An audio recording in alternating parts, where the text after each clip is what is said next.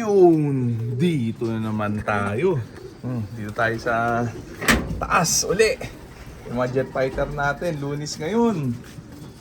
Ayan sila oh. Gutom na gutom. Yan, nakapagpahinga na yung mga yan. Balik aura uli. Pwede uling ibitaw sa Jupiter. Yan oh. Alas 9 pasado na. Pagkakit ko din eh. Yan, hindi ko binabaran ng panubigan, magdamag. Para marami silang mainom na Peris Probiotic Plus Honey yan. Tapos kasi hindi ko sila paparondahin ngayon. Ayan o. Pakainin na muna natin sila ng matinding chicha nila ha. Racer mix ni Wingmaster yan o. Sabi. Sisigla.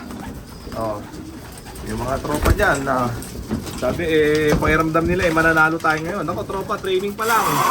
Yan, huwag tayong pasigurado. Wala namang siguraduhan dyan. Tayo, lantangan. Yan, malapit pa lang ang training. Ayan, magkakaalaman talaga yan pagka sa dulo ng karera.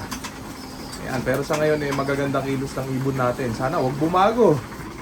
Ayan, maganda yung pinapakita nila. Ayan, mamaya painumin na natin sila ng matindi. Tubig ng baterya, Peris Probiotic Plus Honey. Ayan, grabing weather, makulimliman.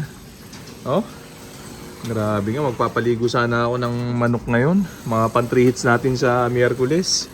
So, wala, makulimlim. Lamusan ko na lang mamaya. Ayan, ayan yung mga jet fighter natin. Sold. Ayan, daily update lang to mga tropa. Para sa mga jet fighter natin mga barata. Maganda yung pauwian natin kahapon. Mabilis mawala. Ayan, ay, mga basher natin, talagang nakataas na naman ang kita. Tuwan-tuwa yung mga yan pagka nawawalan tayo. Sa ngayon, goods naman to mga to, ha? Ayan, nakauwi lahat, ha? Barata. Check natin, ha? Grabe, walang tanga, Maya-maya bibigyan na natin yung paborito nila, yan, Peris Probiotic Plus Honey. Mamaya nga po, eat all you can. Wala ring ronda. Bukas na natin paparondahin yung mga yan. No Vitos policy, ha? Yan, para menos. Yan. Ito, mabagal tong ibon na to. Sira-sira kasi pakpak dito. Dismiss, Siya lang ang white flight na nisnis ang pakpak dyan. Kaya hirap siya.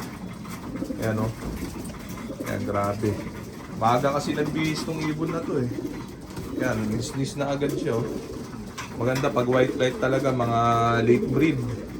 Para pagdating ng training at karera, bagong tubo yung mga primary feather nila. Para hindi magnisnisan. Yan, painumin na natin sila ng ito, tawag din yan.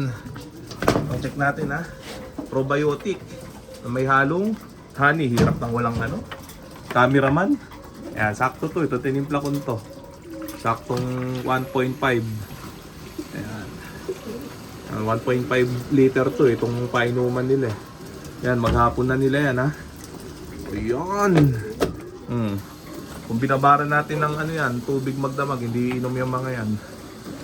Dahil inalis natin, inuman syempre. Kasi nga, walang ronda ngayon. Kaya pag magpaparonda lang, doon lang nagbababad.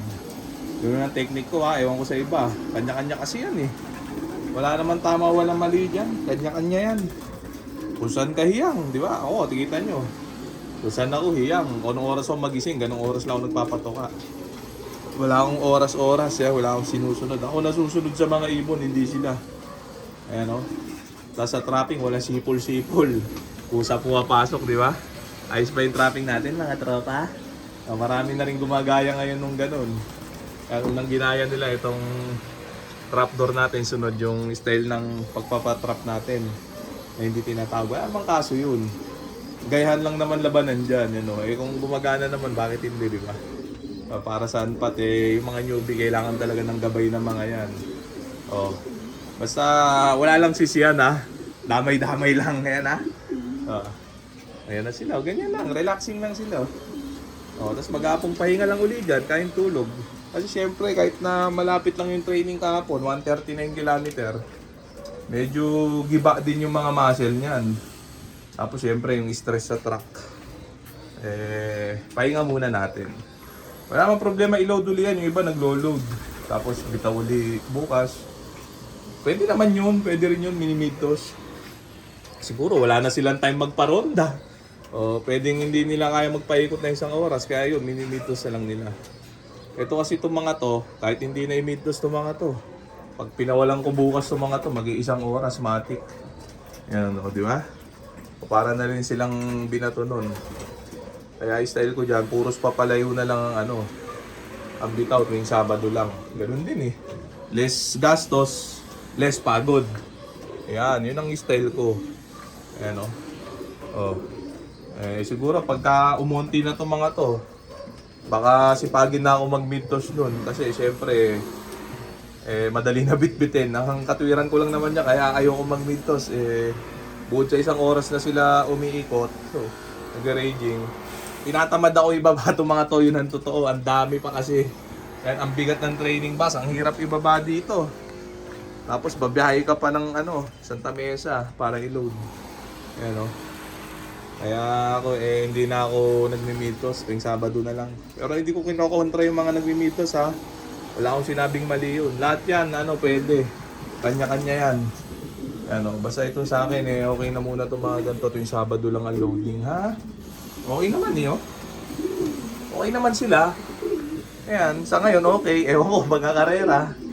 Ayan, okay naman Okay naman ang speed. May pull away pa nga tayong 3 kahapon, di ba? Saan ba yun? Ayan si Johnson Relax O yun. Ganda nitong ibon na to. Mukhang bear di ba? Ganyan lang. Di ba? Simple. Sobrang simple ng sistema natin. Madaling gayahin, madaling gawin. Ayan di ba? Pwedeng gumulong, pwedeng manalo. Di ba? Ganun naman yan dito sa Racing Pigeon, lamang naman talaga ang gulong dito dahil sa dami ng naglalaban-laban na ibon. Yan, mahirap makaisa dito. Pag nakaisa ka, buenas. Yan, magdiwang ka na. Pero kung sa paramihan lang ng gulong, lamang talaga ang gulong dito. Laro na si Raulo to Di ba? Mayroon mo, alagaan mo ng 1 taon, kulang 1 taon, tapos iwawala mo lang, di ba? Yan, may gastusan mo, alagaan mo, tapos iwawala mo lang. Yan, hindi may tatanggi ang katotohanan na talagang winawala natin. Yung mahihina. Yung malalakas lang talaga yung dyan. Yung matitira, matibay baga. Ayan. Di ba? Okay na muna siguro yan mga tropa. Hayaan na muna natin sila dyan. Update ko kayo sa susunod na vlog ha. Mamaya pilitin natin mag-upload sa gawa ng video sa page natin para pagpalain na. Okay na yan. So dito ko na muna tatapusin tong video na to. Shoutout sa may hinang na lang. Okay na ha.